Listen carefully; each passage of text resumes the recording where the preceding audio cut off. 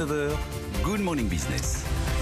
À 7h42, c'est le directeur général de l'AFEP, l'Association française des entreprises privées. On dit souvent un peu le rival du MEDEF, en tout cas c'est autre chose. Voilà, avec François Soulmagnon, le directeur général, bonjour. Bonjour. On va passer des paroles aux actes aujourd'hui. On parle beaucoup de développement durable, de lutte contre le réchauffement climatique. On a entendu les politiques hier lors du sommet, mais les entreprises, évidemment, elles sont en première ligne dans la lutte contre le réchauffement. C'est souvent par leurs initiatives et par leur politique qu'on va arriver, ou pas, à remporter ce combat contre le réchauffement. François Soulmagnon, vous êtes à l'origine de ce projet qu'on a trouvé vraiment intéressant. C'est une plateforme dédiée aux résultats et aux pratiques vertueuses des entreprises pour les partager avec les autres. C'est ça l'idée ? Voilà. Alors d'abord, merci de m'accueillir.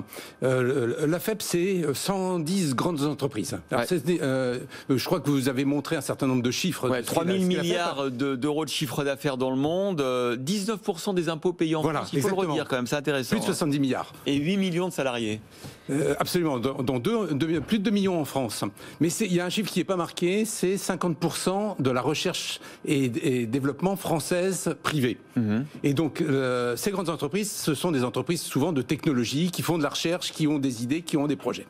Et alors, ce qui nous a frappé, c'est qu'on parle beaucoup du futur. Ouais. Et on a vécu hier une très très belle journée, puisque les États ont pris des engagements qui sont très ambitieux, qui sont nécessaires, mais ça ne rend pas très concret comment on va faire, comment on va vivre, quelles sont les technologies qu'on va utiliser. Et ce que l'on a voulu faire en lançant cette plateforme, c'est mettre une petite brique de projets concrets, vérifiables, quantifiés. On quitte l'affichage, on quitte le marketing. C'est pas du marketing. On fait pas de publicité d'ailleurs pour ces entreprises.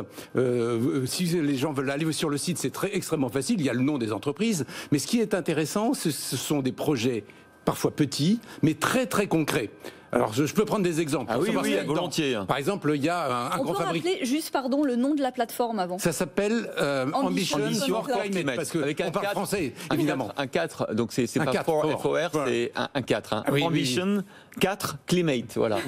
Non, en matière de climat, malheureusement, on parle beaucoup en slogan anglais, donc on pourrait y revenir. Mais pour prendre des exemples très très pratiques, il y a un grand fabricant de shampoing qui a travaillé sur des pommeaux de douche qui permettent d'économiser l'eau. Ouais. Alors ça c'est ce qu'on va utiliser pour le futur. Alors il y a un grand fabricant de routes qui a des routes à énergie positive. C'est aussi ce qu'on va utiliser lorsqu'on va rouler dessus. Donc alors il y a des choses plus amusantes. Il y a un fabricant de vodka qui fait une chaudière récupérant les déchets pour des matières qui sont nécessaires pour fabriquer de la vodka. Les épluchures de pommes de terre par exemple. Exactement.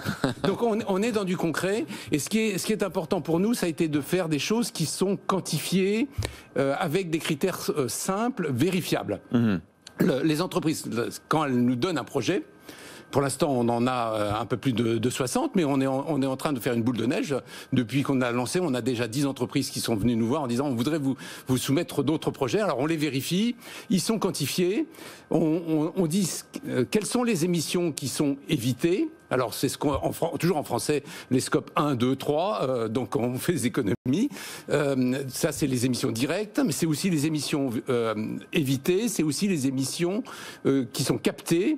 Et donc on peut avoir toutes ces données, et celui qui va sur le site peut prendre contact directement avec l'entreprise pour le partage de bonnes pratiques. Pour en savoir plus. Et donc ça a commencé, on a été très bien accueillis parce que c'est justement du concret. C'est pas, alors on peut faire le reproche, ça ne couvre pas l'ensemble des émissions, mais c'est rendre concret le fait qu'on est déjà dans la transition écologique, que c'est pas quelque chose pour le futur. On promet beaucoup de choses, on va avoir beaucoup de choses à faire.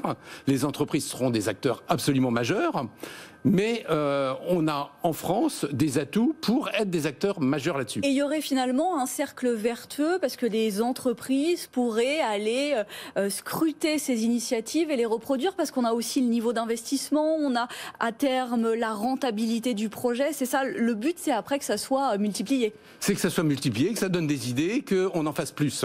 Alors je vais me permettre de revenir un tout petit peu en arrière avec BFM Business. On a fait une opération il y a quelques semaines qui s'appelait le TOP, où les grandes entreprises parlaient avec des PME. Exactement. Et avec des coachs et des sortes de speed dating entre un grand patron et dedans, il y avait à peu près la moitié des projets qui étaient des projets qu'on aurait qualifiés de green. Ah oui. C'est-à-dire, alors là, c'était plutôt les PME qui avaient les technologies. C'est simplement montrer qu'en France, on a beaucoup de technologies, on a beaucoup d'entreprises. De temps en temps, on dit du mal de notre économie française, mais notre économie française est extrêmement riche.